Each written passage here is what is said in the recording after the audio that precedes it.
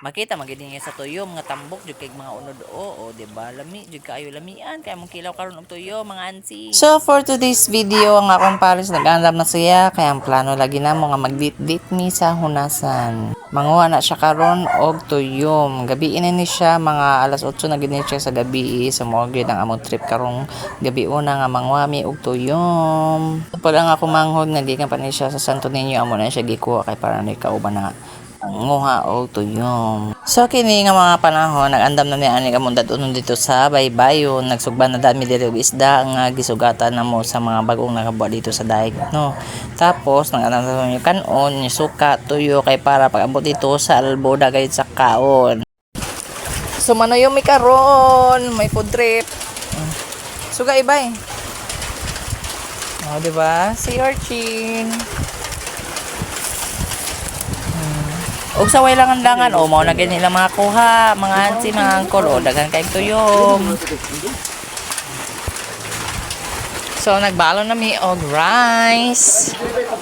Then nagsugban sa midaan dito.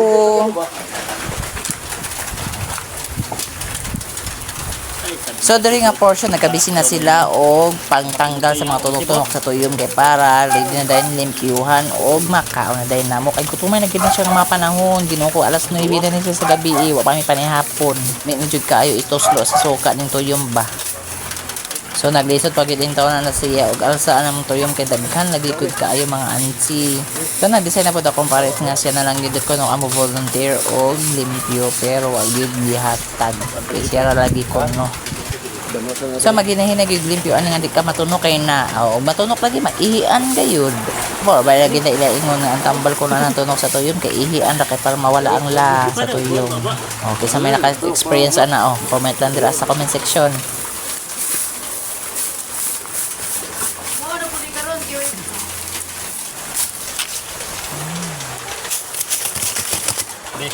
Dagko gid kay ilang nako ang mga tuyo mga auntie lami ay gid kayo ni so sa mga nagtan-aw din na naglaway-laway na mo no nagtubod na inyo mga laway din na panuyom na lagi mo o diri nalimpyuhan na nila nakuha na nila og kanang mga tunok. Humanaan na ready na din na tagkaon og sa may kabalo dira mo limpyo og tuyom dali na jud easy na lang jud suka na lang di kulang na ipare sa na suka wa na sulba na din panihapon na ani mga auntie mga uncle.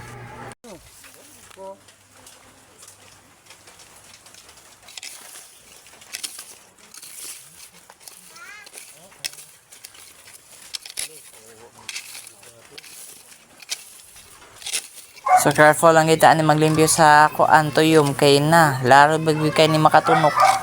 Lami jud kay ni sa feeling ug matunok ka na ambot na lamang gayud.